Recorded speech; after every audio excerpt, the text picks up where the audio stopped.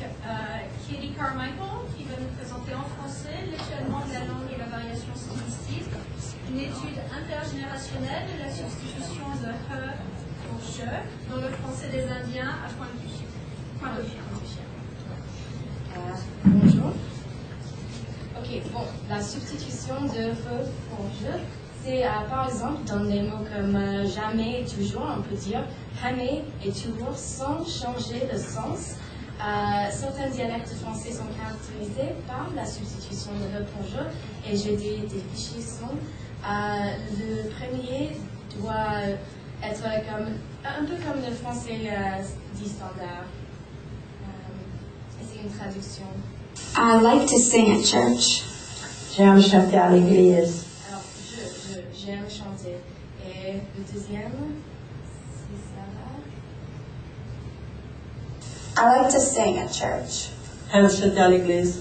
Ok, so, c'est un changement très net. En louisien, ce trait est attesté dans le français des paroles civiles, Terrebonne et La Fourche. C'est le dernier fichier. C'est le dernier, c'est tout ce que tu demandes. Oh, dommage.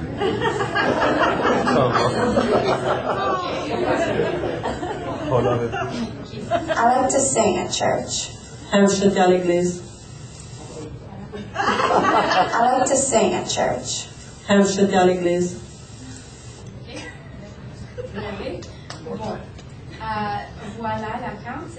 En rouge est la paroisse civile Terrebonne et en bleu est la paroisse civile La Fourche. Et j'ai marqué les deux parce que le village où j'ai fait ma recherche, c'est la Pointe-aux-Chênes et ça se trouve juste au bord du bayou Pointe-aux-Chênes. Et le bayou, en fait, ça coupe le village en deux et c'est aussi le marqueur de la division entre la paroisse civile Terrebonne et La Fourche. Mais voilà, la ville est juste ici. Ok, les Indiens Pointe-aux-Chênes. Très vite, je vais expliquer pourquoi il y a une différence entre le nom du village Pointe-aux-Chênes et le nom des Indiens Pointe-aux-Chênes. Le nom du village était Pointe-aux-Chênes et il y avait une maîtresse qui pensait que c'était pas joli, elle n'aimait pas le nom. Et elle pensait que Pointe-aux-Chênes, les arbres, ça c'est joli et elle a réussi à changer le nom du village. Mais les Indiens ont gardé le nom Pointe-aux-Chênes. En fait, les Indiens Pointe-aux-Chênes, la plupart habitent à la Pointe-aux-Chênes et ses alentours. Et c'est un groupe de familles. On entend très souvent, ils disent on est tous parents ici. Et c'est vrai, vraiment, il y en a 4 noms de familles dans ce village qui sont vraiment les noms des Indiens.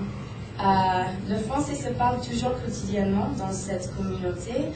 La plupart des locuteurs sont bilingues, ils parlent français et anglais. Mais il y en a quelques monolingues, pas beaucoup, mais ils sont plus âgés. Pratiquement personne qui a moins de 20 ans ne parle français. Alors c'est une situation où la langue est en train de disparaître. Mais en fait, la situation du français dans cette ville, ce village, c'est plus positif que dans d'autres régions de la Louisiane où on ne trouve pas des locuteurs qui ont moins de 60 ou 70 ans.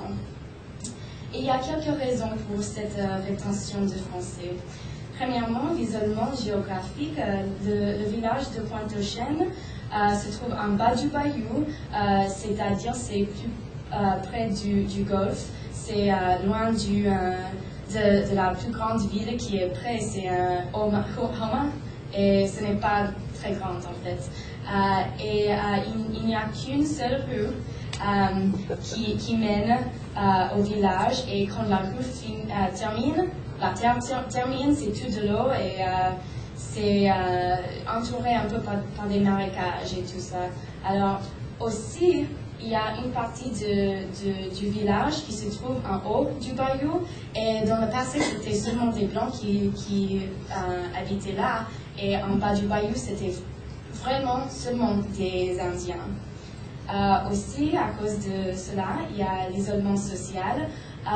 Jusqu'aux années 60, les Indiens ne pouvaient pas aller aux écoles pour les Blancs.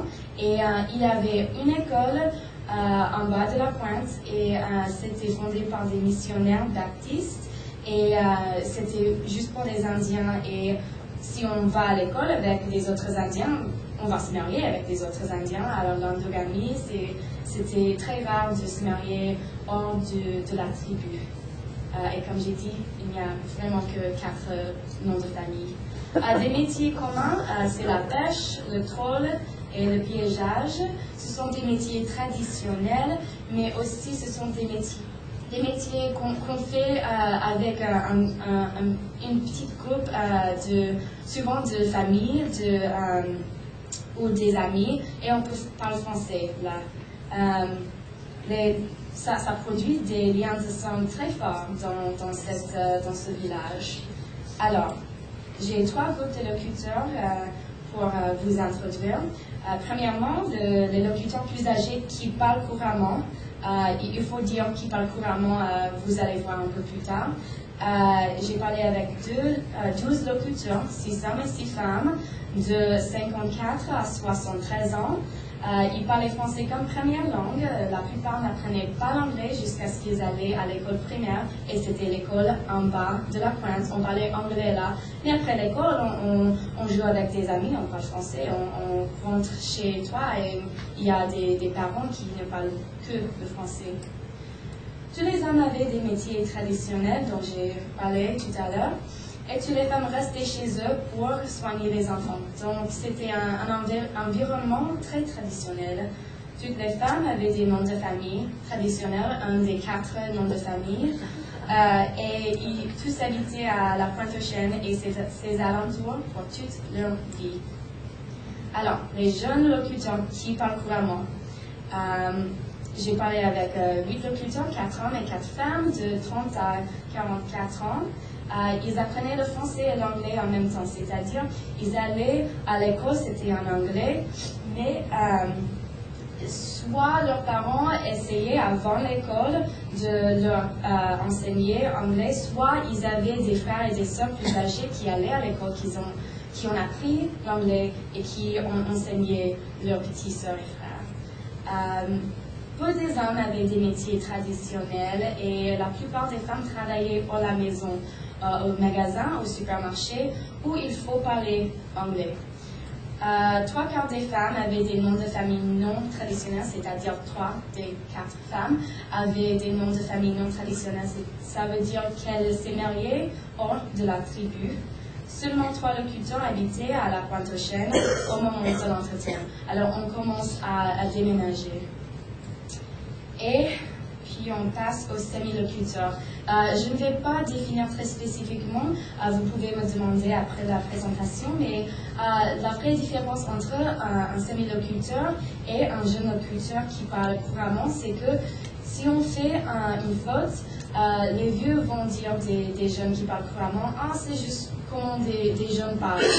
Maintenant, c'est différent, mais ce n'est pas incorrect. Mais avec les semi-locuteurs, c'est parce qu'ils ne connaissent pas parler, ils ne connaissent pas la langue et c'est vraiment une faute.